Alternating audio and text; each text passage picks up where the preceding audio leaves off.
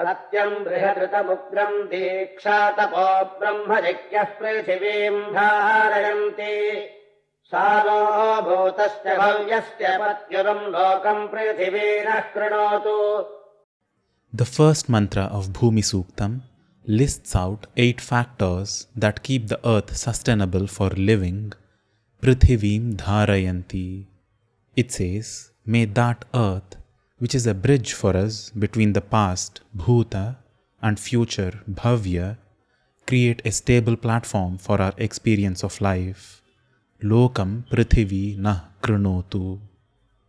असम्बाधम् बध्यतो मानवानाम् यस्याः उद्वतः प्रवतः समम् बहु नानाः वीर्यापोषधीर्या बिभर्ति पृथिवीरः प्रथताम् प्राध्यताम् नः. The second mantra of Bhumi Suktam prays that the earth which holds bibharti, various kinds of potential, nana viryaha, and riches, oshadhihi, be towards our progress, radhyatam naha. यस्याहम् समुद्र उत सिन्धुरापो यस्यामन्नम् कृष्णजः सम्बभूवुः यस्याः पिदम् जिन्वति प्राणतेजत्सानो भूमिः पूर्वपेजे दधातु. The one in whom reside the oceans, rivers, and other water bodies, the one within whom food and cultivation happens, the one in whom, when planted, life springs forth, may she bestow nourishment upon us. यस्याश्चतस्रः प्रतिशः पृथिव्या यस्यामन्नम् कृष्णजः सम्बभूवुः या बिभर्ति बहुधा प्राणतेजत्सानो भूमिर्भोष्वप्यन्ने दधातु. The one who gives us a sense of 4 directions, chatasraha pradishaha, who nourishes us with food and sustains various kinds of life forms, may she, sa bhumihi, provide nourishment to all creatures.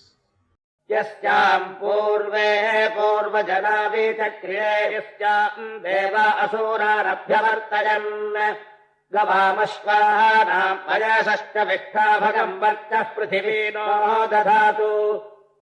The one upon whom our ancestors roamed, Vichakrire, upon whom both the Devas and Asuras took birth, the abode of grazing, sprinting, and flying creatures, may that Prithivi bestow upon us good fortune, Bhagaha, and brilliance, Varchaha. विश्वम्भरावसुधारेः प्रतिष्ठा हिरण्यवक्षा जगतो निवेशति वैश्वानरम् बिभ्रति भूमिरग्निमिन्द्रऋषभाद्रवीणेनो दधातु. She who holds all creatures and is the abode of all life forms, who holds within her the fire of life, Vaishvanara, which is then manifest as all kinds of divinity, may she provide us wealth.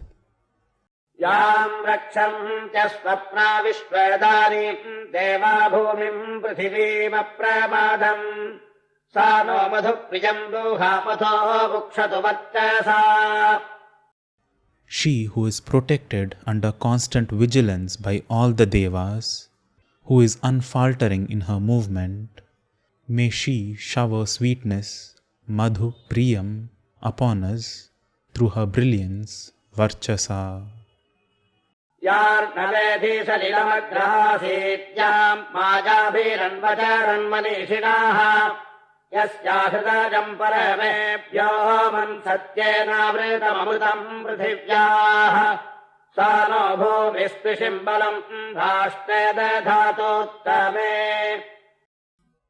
The 8th mantra of Bhumi Suktam seeks Mother Earth, who is surrounded by the waters, Salila, whose core is established in the eternal, immortal space, Vyoma, to grant us and our realm strength, balam, and splendor, Tvisha. यस्यामावः परिचराः समारीरहो रात्रे अप्रमादम् चलन्ति सा नो भूमिर्भूरिधारापयो दुहामथो उक्षतु वर्चसा. The ninth mantra of Bhumi Suktam describes Mother Earth as the one in whom perennial water bodies flow eternally, apramadam ksharanti. It expresses a wish that may that Mother Earth nourish us generously, bhuri dhara, with her milk, payaha. यामश्विनाममी माताम् विष्णुर्यस्याहम् विचक्रमे इन्द्रोयाम् चक्र आत्मनेन मित्राम् शचीपतिः सा नो भूमिर्विसृजताम् माता पुत्राय पेपयाः. The 10th mantra of Bhumi Suktam eulogizes Mother Earth as the one upon whom Lord Vishnu tread, vichakrame, during his incarnations, and who was constantly rid of evil by Indra himself. May that earth grant to her child, me, her milk. गिरजस्ते पर्वता हिमवन्तोरण्यन्ते पृथिवीश्चो नमस्तु बभ्रुम् कष्टाम् रोहिणीम् विश्वरूपाम् ध्रुवाम् भूमिम् पृथिवीमिन्द्रगुप्ताम् अजीतो हतो अक्षतोऽध्यष्टाम् पृथिवीमहम्. The 11th mantra of Bhumi Suktam praises the various hues of Mother Earth and her many challenging terrains. It prays, O Mother who is inconquerable and unchanging beyond all those transformations, may I be established firmly upon you. यत्ते मध्यम् पृथिवी यच्च नभ्यम् जास्ते ऊर्जस्तन्वस्तम् बभूवुः तासु नोधेह्यभिनः पवस्तमाता भूमिः पुत्रो अहम् पृथिव्याः पर्जन्यः पिता सवोनः पिपर्तो.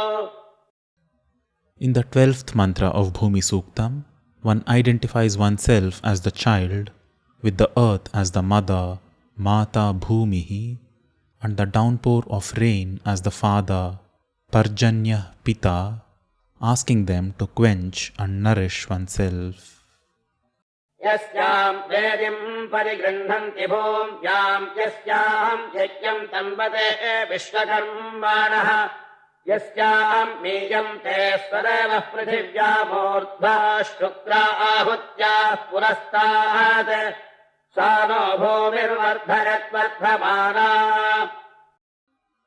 The 13th mantra of Bhumi Suktam states, the one who has made herself the altar for all yajnas, within whom spread forth all swaras, may that expanse of Mother Earth also expand us from within. यो नोद्वेषत्पृथिविजः प्रीतम् ज्ञात्यो विदासान् मनसा यो वधेन तन्नो भूमेरन्धरपूर्वकृत्वरि. The 14th mantra of Bhumi Suktam says, O Bhumi, those who have hatred, dvesha towards us, who wish to cause us injury, pritanya, or death, vadha, destroy all of them, randhaya, as you have always done before, purva kritvari. त्वज्जातास्त्वरीचरन्ति मध्यास्त्वम् बिभर्षिद्विपदस्त्वम् चतुष्पदः तदेवे पृथिवी पञ्चमानवारेभ्यो ज्योतिरमृतम् वर्त्येभ्य उद्यन् सूर्यो रश्मिभिरातनोति. The 15th mantra of Bhumi Suktam says, O Mother, from you are born all creatures, and upon you they tread, charanti. It is upon you that the mortal humans tread, infused with the light of immortality, surrounded by the rays of the sun. तानः प्रजाः सन्दुःकृताम् समग्रा वाचो मधुपृथिविधेहि मह्यम्. The 16th mantra of Bhumi Suktam says, O Prithivi, may those children of yours, we, milk the true essence of creation in its entirety. Duhratam samagra. Bestow the sweet knowledge of sound, madhu vachaha, to me. विश्वस्वम् मातरपोषधीनाम् ध्रुवाम् भूमिम् पृथिवीम् धर्मणा धृताम् शिवांस्यो नामनोचरेम विश्वः. In the 17th mantra of Bhumi Suktam, the seeker professes that we shall follow in the footsteps, Anucharema, of that stable, divine, righteous Mother of all splendor, Oshadhinam Mataram, Prithivi. महत्सधस्थम् महतीव भूविध महान् वेगरेजधुर्वेपथुष्टे महांस्तेन्द्रो रक्षत्यप्रमादम् सा नो भूमे प्ररोचय हिरण्यस्येव सन्दृशिमानोद्वीक्षते कष्टेन. The 18th mantra of Bhumi Suktam is a prayer seeking Mother Earth to make us lustrous, prarochaya, and that may no one feel animosity, dvikshata, towards us. It praises Mother Earth as the one who is of great speed, Mahan Vega, and who is ever protected by Indra. अग्निर्भूम्यामोषधीष्वग्निमापो बिभ्रत्यग्निरस्मासु अग्निरन्तः पुरुषेषु गोष्पस्वेष्वग्नजाः. In the 19th mantra of Bhumi Suktam, we get to hear of that all-pervading fire of life, Agni, that is contained within Bhumi. It is also in the vegetation, Oshadhi, and in water, Apaha. It is also within, Antaha, of all humans, Purusheshu, and also in all kinds of cattle. अग्निर्दिवातपत्यग्निर्देवस्योर्वा आन्तरिक्षम् अग्निम् भर्ता सरिन्धते हव्यवाहम् घृतप्रियम्. The 20th mantra of Bhumi Suktam describes that Agni further, saying it is that Agni which causes the day, Diva. It is the source of heat for all the Devas, for the earth and the skies, Antariksham. It is that fire who relishes ghee, Ghृतप्रियam, which is stoked, Indhate, by the humans to carry offerings in a yajna. अग्निवासाः पृथिव्याधितज्ञोऽस्त्रिषीमन्तम् संशीतम् मा कृणोतु. The 21st mantra of Bhumi Suktam prays that may having that fire of life established within us, the inhabitants of earth, make us highly radiant, Tvishimanta, and accomplished, Samshita. भूम्याम् देवेभ्यो ददति यज्ञम् हव्यमलम् कृतम् भूम्याम् मनुष्याः जीवन्ति स्वधयान्नेन मर्त्याः सा नो भूमिः प्राणमायुर्दधातु जलदष्टिम् मा पृथिवी क्रीणोतु. The 22nd mantra of Bhumi Suktam says, it is upon earth, Bhumyam, that the Devas grant the results of yajna, and the mortals, Martyaha, find their sustenance. May that Bhumi grant us life, Pranam, and longevity, Ayuhu, until ripe old age, Jaradashti. यस्ते गन्धः पृथिविसम्बभूव वयम् बिभ्रत्योषधयो जमापाः यङ्गन्धर्वा अप्सरसश्च भेजिरे तेन वासुरभिम् क्रीणुमानोद्वीक्षते कष्टेन. The 23rd mantra of Bhumi Suktam says, that essence, Gandha of yours, O Prithivi, which is held by the vegetation, Oshadhayaha, and by water, Apaha, that essence which elevates the Gandharvas and Apsaras, with that make me fragrant and pleasant. May no entity be unfavorable towards us. यस्ते गन्धः पुष्करमा विवेशयम् जभ्रः सोऽध्यायाः विवाहे अमर्त्याः पृथिविगन्धमग्रे तेन वासुरभिम् क्रीणुमानोद्वीक्षते कष्टेन. The 24th mantra of Bhumi Suktam says, that Gandha which enters the water bodies cyclically upon the sun, Surya's union, with that, O Prithivi, make me fragrant and pleasant. May no entity be unfavorable towards us. यस्ते गन्धः पुरुषेषु स्त्रीषु पुंसु भगो रुचिः यो अश्वेषु वीरेषु यो मृगेषु दहस्तिषु कन्यायाम् वर्चो यद्भूमेतेनास्माम् अपि संसृजमानोद्विक्षत कश्चन. The 25th mantra of Bhumi Suktam says that Gandha, which is the source of glory and excellence among men, women, horses, valiant ones, deer, elephants and young maiden, O Bhumi, create us too with that same Gandha. May no entity be unfavorable towards us. शिला भूमिरश्वाः पांशुस्ता भूमिस्तम्भृता धृता तस्यै हिरण्यवक्षसे पृथिव्याकरन्नमाः. The 26th mantra of Bhumi Suktam addresses her in the third person, saying that Bhumi is surrounded and held together by soil, boulders, shila, stones, ashma and dust, pamsuhu. To that Prithvi, who is of a strong core, Hiranya Vaksha, we offer our prayers. यस्याम् रक्षावाहनस्पत्यात् ध्रुवास्तिष्ठन्ति विश्वः पृथिवीम् विश्वधायसम् ध्रुवावच्छावदामसि. The 27th mantra of Bhumi Suktam says, in whom yasyam, the trees, vrikshaha, and herbs, vanaspati, stay firmly, dhruvas tishthanti.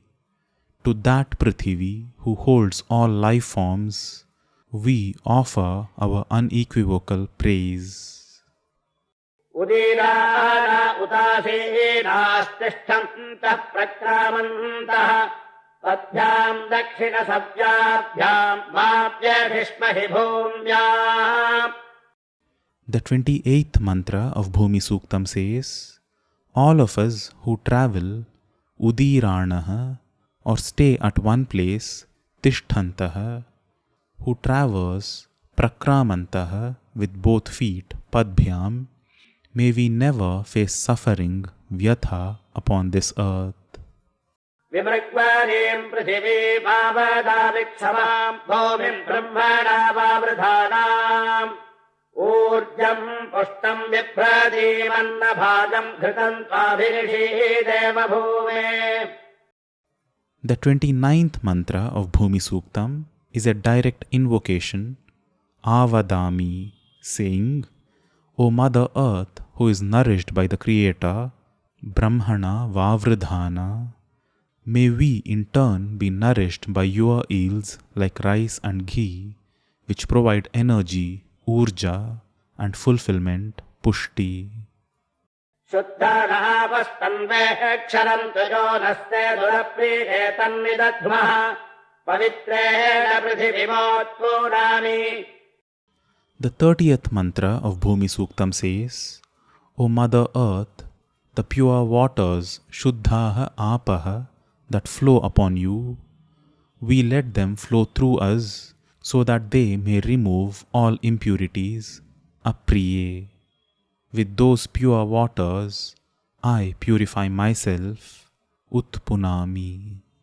Yaste pratīh pratishoya udītir, yaste bhūme adharat, yaste paschāt, syodastamashyam charate bhavantu manipaptam bhuvane shishrijanah.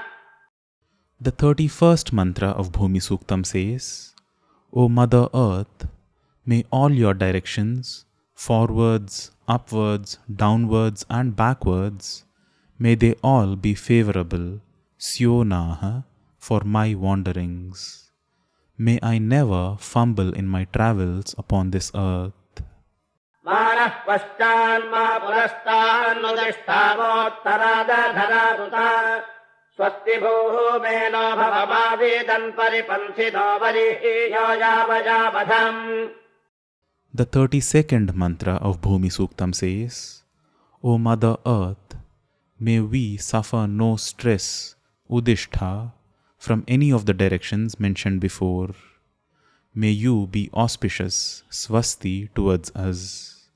May we find no opposition, paripanthinah, and may our end, vadham, be far removed from us.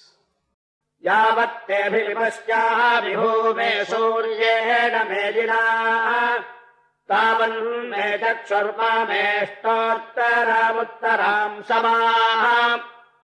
The 33rd mantra of Bhumi Suktam says, O Mother Earth, as long as I see yavat vipashyami, your expanse with the grace of sun's rays, may my eyes, chakshuhu, never falter and experience better and better things.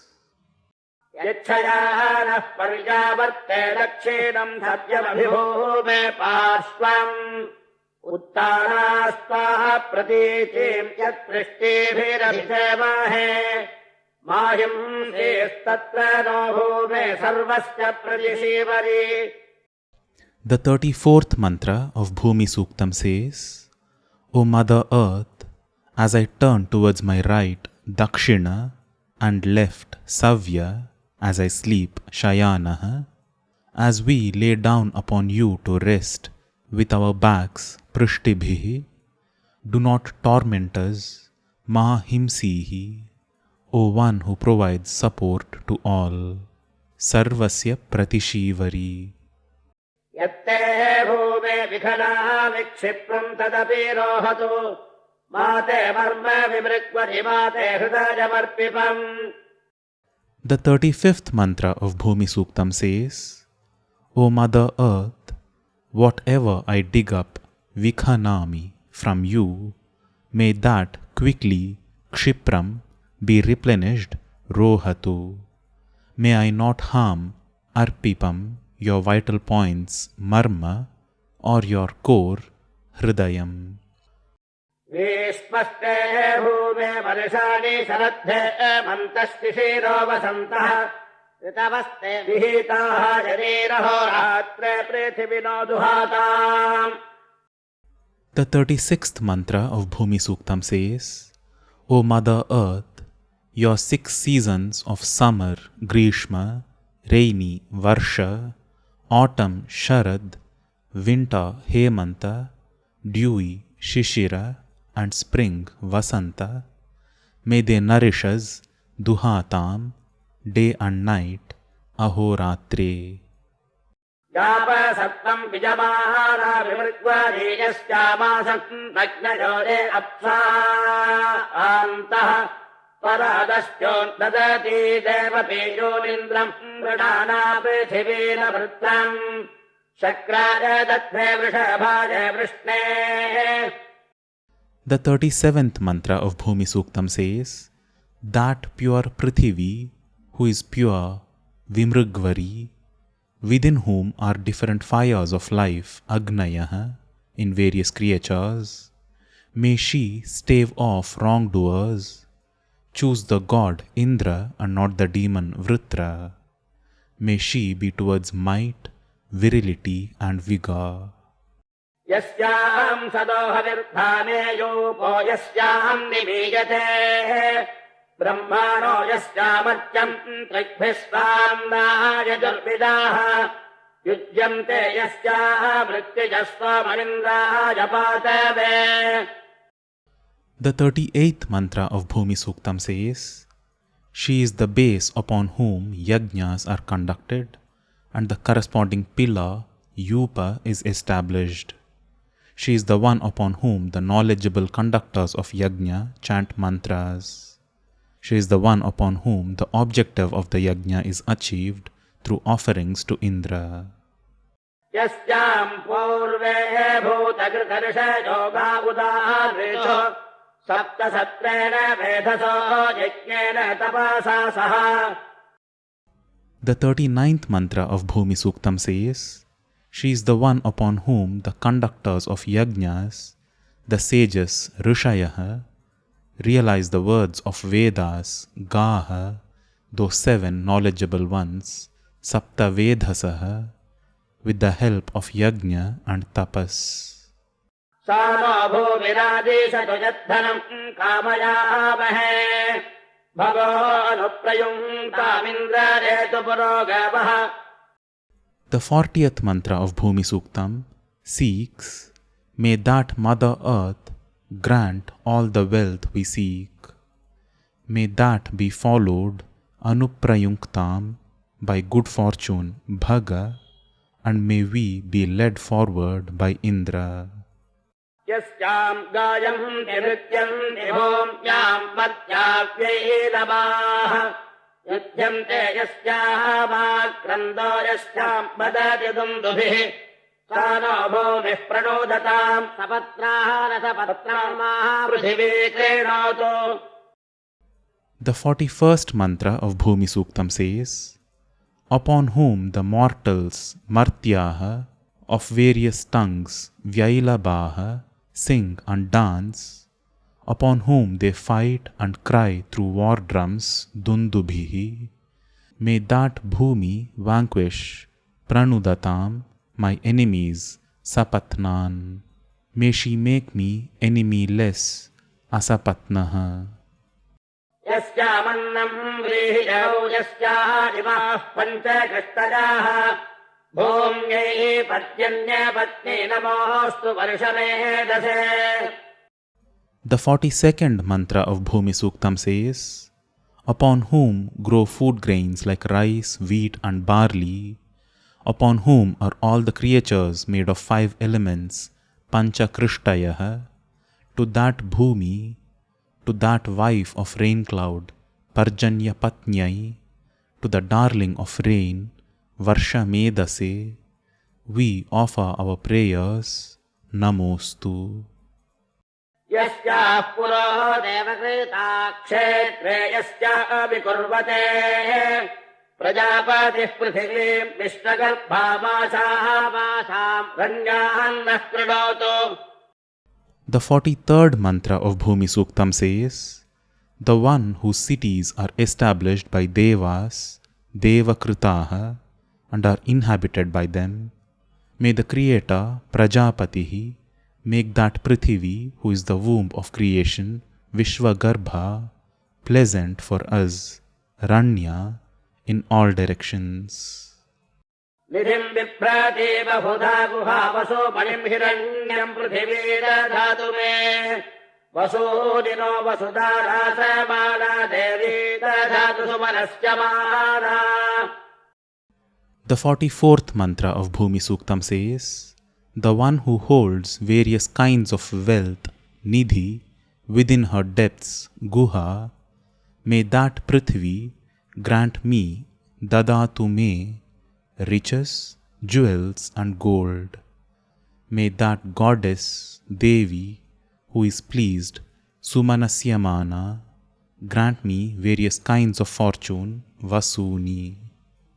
जलम् बिभ्रति बहुधा विवाचसम् नानाधर्माणम् पृथिवीरधौकसम् सहस्रम् धाराद्रवीणश्च मेदुहाम् ध्रुवेव धेनुरनपस्फुरन्ति. The 45th mantra of Bhumi Suktam says, the one who holds the entire populace of different languages, Vivachasam, and various practices, Nana Dharmanam, in their respective lands, like a stable and unwavering Anapaspuranti cow, may she let out hundreds of streams, Sahasram Dhara, of wealth for me. यस्ते सर्पो वृष्टिकस्पृष्टलम् स्माहे मन्तजभ्रो भ्रुमनो गुहासजे कृमिज्जिन्वत्पृथिवियस्य देजति प्रावृषितन्नः सर्पन्मोपसुपत्यच्छिवन्तेन no Mrida. The 46th mantra of Bhumi Suktam says, those snakes and scorpions upon you, which thirst for a sting, Trishta Damshma, the creepy crawlies born with the rains, which reside in your crevices, Guha Shaye, may they not trouble us. Protect us, Naha Mrida, with that which is auspicious, Yat Shivam.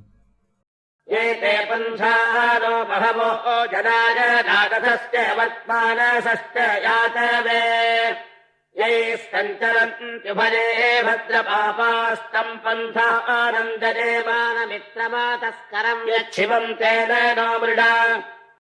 The 47th mantra of Bhumi Suktam says, all those many pathways upon you, Bahavaha Panthanaha, for pedestrians, chariots and other vehicles, upon which tread Sancharanti, both the holy and the unholy, we shall set forth on such a path that is safe and favorable. Protect us with that which is auspicious. बल्वम् बिभ्रति गुरुभद्भद्रपापस्य निधनम् तितिक्षुः वराहेण पृथिवी संविधानासुः कराय विजिहीते मृगाय.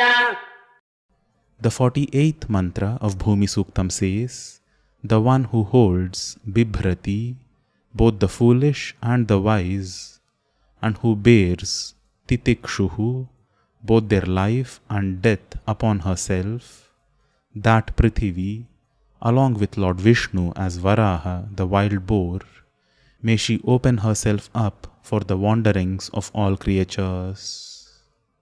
एतारण्याः पशवो मृगावने हिताः सिंहाः व्याघ्राः पूरुषादश्चरन्ति उलम् मृगम् पृथिविदुच्छुनाभितरिक्षीकाम् रक्षोपबाधयास्मत्.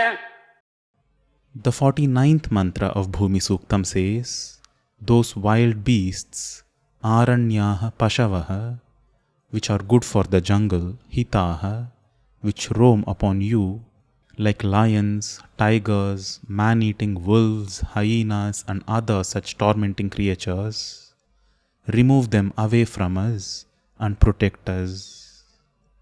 ये गन्धर्वा अप्सरसोरेताराराह्यवेदिनाः पिशाचान् सर्वा रक्षाम् कृतानत्मद्भूमेजावया.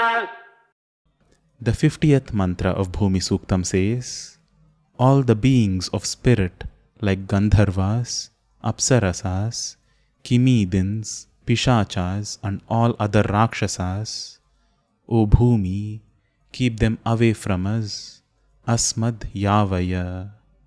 यान् द्विपादः पक्षिणः सम्पदन्ति हंसाः सोपर्णाश्च कुणावयाहंसि यस्याम् पातो मातरिस्मर तेन जांसि कण्वांश्चावयंश्च वृक्षान् वातश्च प्रभावो भवामनो वाच्यर्तिः.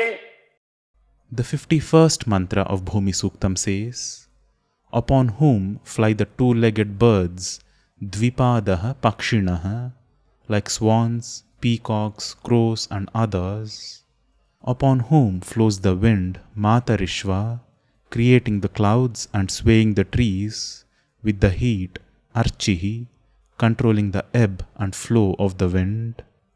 यस्याम् कृष्णमारुणम् च संहीते अहोरात्रे विहीते भूम्यामधि वर्षेण भूमिः पृथिवी वृतावृता सा नो दधातु भद्रयाः प्रियेधामानि धामनि.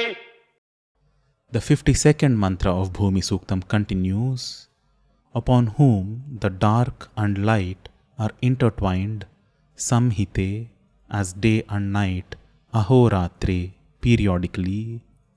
The earth who is covered and uncovered by the rains periodically, may she bestow upon us auspicious and pleasant yields in each and every abode, dhamani dhamani. यौश्चव इदम् पृथिवी तान्तरिक्षम् च मेऽप्यचाः अग्निस्तूर्यापो मेधाम् विश्वे देवाश्च सन्ददुः. The 53rd mantra of Bhumi Suktam says, this expanse, Vyachaha, has been bestowed upon me by the space, Antariksham, earth, Prithivi, and Dyauhu, light. I have been given discernment, Medha, by fire, Agni, sun, Surya, water, Apaha, and all the other devas of this creation. अहमस्मि सह मानवुत्तरो नाम भूम्याम् अभिषाडस्मि विश्वाषाडाशामाशाम् पिशासाहिः. The 54th mantra of Bhumi Suktam, affirms that upon this earth, Bhumyam, I am the one who is victorious, Sahamanaha, by my light. I am the one who overpowers, Abhishat, who subdues, Vishvashat, and who vanquishes, Vishasahihi, in all the directions. अदोयत्ते विप्रथमाना पुरस्तात् देवैरुक्तात्यसर्पो महित्वम् आत्मा सुभूतमाविशत् तदा देवकल्पयथा प्रतिशश्चतस्रः. The 55th mantra of Bhumi Suktam says, O goddess, when you expanded Vyasarpaha, your vastness in the beginning, as mentioned by the Devas, Devaihi Ukta, all auspiciousness, Subhutam, entered you, Avishat, which you then spread forth, creating the four directions, Chatasraha Pradishaha.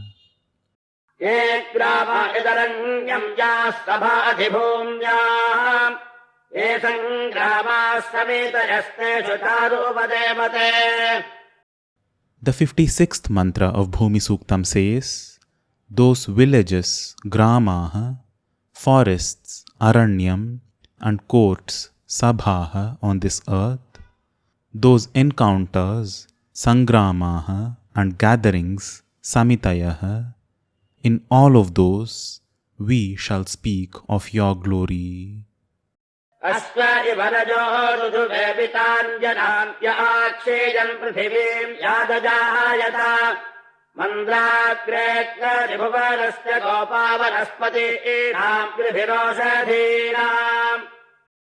The 57th mantra of Bhumi Suktam says, like a horse, Ashva, tramples upon dust, Rajaha, since you manifest, Yat Ajayata, you have been trampling down those who tormented you, Akshiyan, O gentle, forward-moving protector of all, O sustainer of vegetation and the light of life. यद्वदाः विवधूपत्तत्त्वदापि यदीक्षे तत्त्वानन्तिमा विषीमानस्मि ज्योतिमानवान् यान्घ्रन् विदोधतः. The 58th mantra of Bhumi Suktam says, whatever I speak, yat vadami, I shall speak it sweetly, madhumat. Whatever I see, yat ikshe, I include it within myself. I am radiant, Tvishiman, and swift, Jyotiman. I shall smite down my foes with my rage, Dodhataha. शन्तिमासुरभिश्चोदाकीलालोद्भीपयस्वती भूमिरधिप्रवीतु मे पृथिवीपयसा सह. The 59th mantra of Bhumi Suktam says, may Mother Earth, who is peaceful, Shantiva, prosperous, Surabhihi, pleasant, Siona, generous, Kilalogni, and filled with milk, Payasvati, may she sustain me with her nourishment, Payasa Saha. यामन्वैच्छद्भविषा विश्वकर्मान्तरम् वेदजसि प्रविष्टाम् भूजिष्या आम् पात्रम् निहितम् गुहायदाविर्भोगे अभवन्मातृमध्याः. The 60th mantra of Bhumi Suktam says, the one who was sought through offerings of Yajna, Havisha, by the celestial architect Vishwakarma, when she was latent in the primordial oceans, she has now become manifest as a nourishing vessel, Bhujishyam Patram, of a motherly nature. त्वमस्यावपानि जनाः नामदेतिः कामदुःखापप्रधाना यत्त ऊनम् तत्तः पूरयामसि Prajapati प्रथमजातस्य. The 61st mantra of Bhumi Suktam says, O Mother Earth, you are well renowned, Paprathana, as the wish-fulfilling cow, Kama Dugha of the people. Whatever is deficit in you, the foremost creator, Prajapatihi, promptly fills it up, apurayati. उपस्थास्ते अनमेव आयक्ष्मा अस्मभ्यम् सन्तु पृथिवी प्रसूताः दीर्घन्नाजः प्रतिबुध्यमाना वयम् तुभ्यम् वनिहितस्यामाम्. The 62nd mantra of Bhumi Suktam says, O Mother Earth, may your lap, upastha, keep us, asmabhyam, free from distress, anamiva, and free from disease, ayakshma. As you keep our lifespans, ayuhu, long, we shall be the ones who keep you strong and replenished, balihritaha. भूमेः मातर्निधेः मा भक्तया सुप्रतिष्ठितम् संविदानादिवाकवे श्रीराम माधेहि भूत्या. ॐ शान्तिः शान्तिः शान्तिः.